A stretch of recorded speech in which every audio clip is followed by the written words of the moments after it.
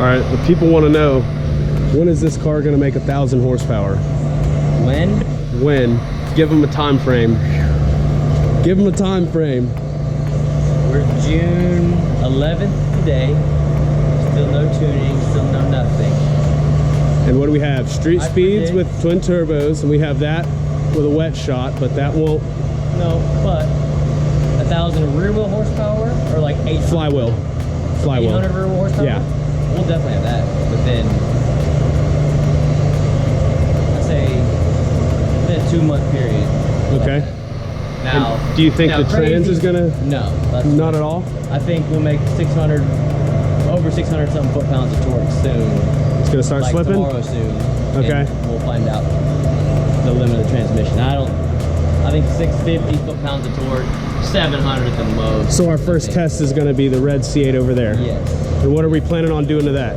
A little bit of nitrous, has our full exhaust with cats, nitrous system going on it, and then yes, I'm gonna start off with a 50 shot, then 75, then 100. I'm gonna keep bumping it up until the transmission maybe slips a little bit, and then back it back down. That way we can find the limit. Just a little bit. Yeah, well, no, we will, just to find the limit, and hopefully, I mean, realistically, the stock pistons in it are only so good anyways, so we won't be able to spray the house down like we would on, you know, any other build, but we'll find the limit. Hopefully we don't find the limit with the stock piston and we get to go to the track with it and run it, and maybe we find the limit at the track, you know, actually under a heavy load, shifting and so forth. But after that go around, we will be putting, you know, upgraded pistons in it, and then we will definitely find the transmission limit. But So, we'll find a transmission limit, I think, before we do anything. So before we reach 1,000 or any numbers like that, we got to pull the motor out, do some modifications. So when are you planning on pulling a motor out, and which C8? I have our own R&D car. We'll be pulling the motor out. Out of yours? Realistically, as soon as we slow down and have time to do it. But hopefully within a week or two, have the motor out. That way we can just check pistons and rods, probably build a nice motor for it, and then same thing with the transmission. Get a better clutch pack going, Badass. gear sets going for it.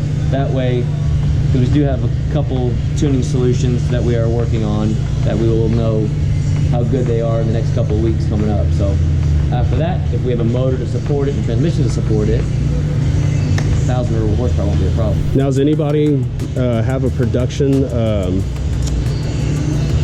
dual clutch that they offer, like Not McLeod? Yet. Not yet. No? So this is a wet clutch system, so it's not like a manual transmission. Okay. It's a wet clutch, so there's actually fluid and everything inside of it. So it is actually a clutch pack with gears inside of it.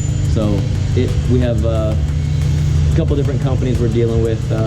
One of them is overseas right now. That they're actually working on the clutch packs themselves. We got to get the clutches to work first. And what's the name of that company? Dodson. Okay. And then we'll worry about after the clutches work. Again, tuning was also another problem because you can't just throw a whole bunch of more clutches in it and stuff, and the stock transmission shift pressures and everything, it'll have to relearn itself. So we got to see if it'll relearn itself, or if we can get in there and actually make adjustments to it.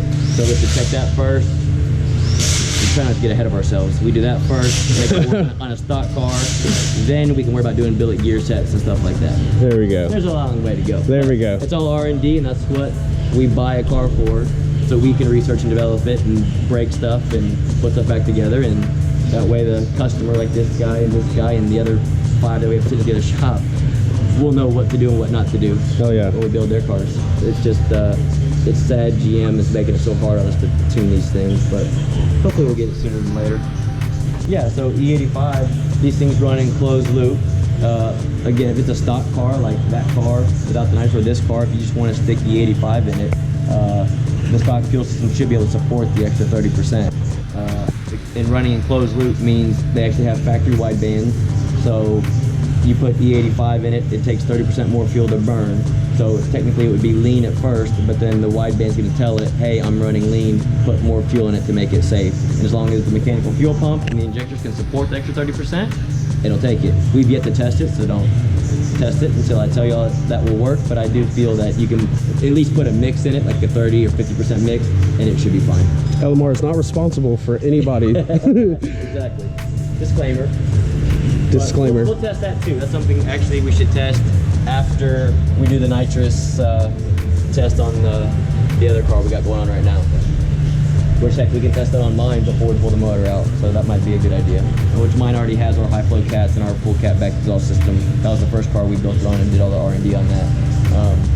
So yeah, that wouldn't be a bad idea.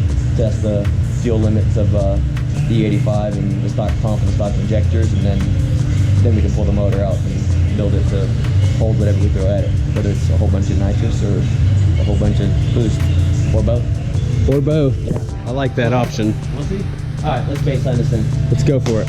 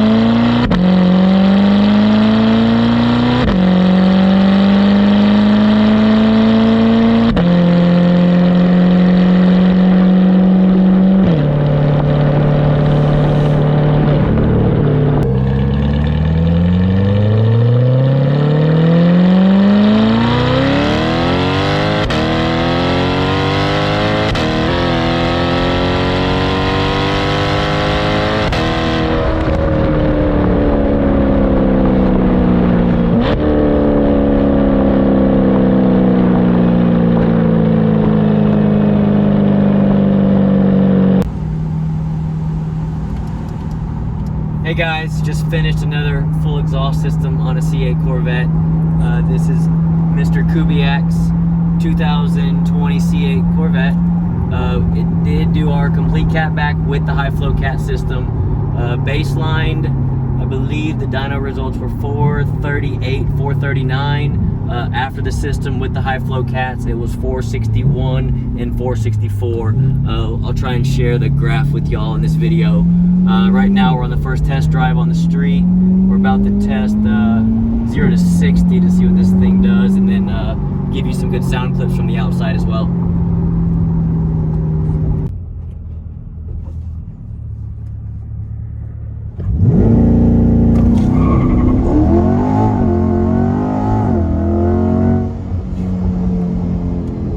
Felt good. It'd be better if I had it set to record. We'll have to do that again.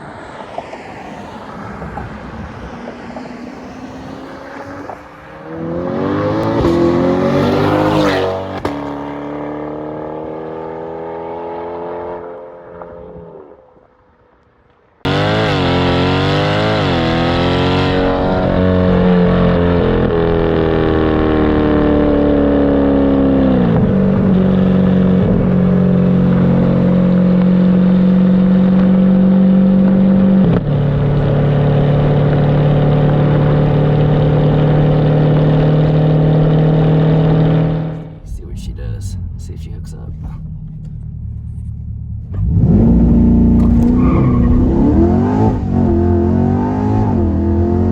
Oh yeah, 2.9, 0 to 60.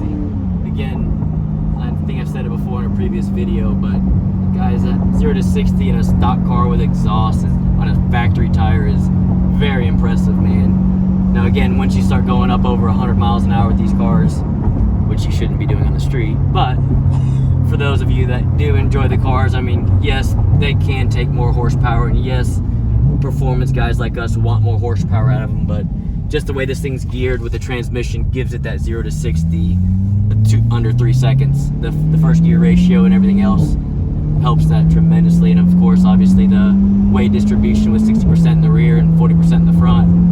I mean, you'll see from the videos, guys, how this thing, it barely spins the tires, and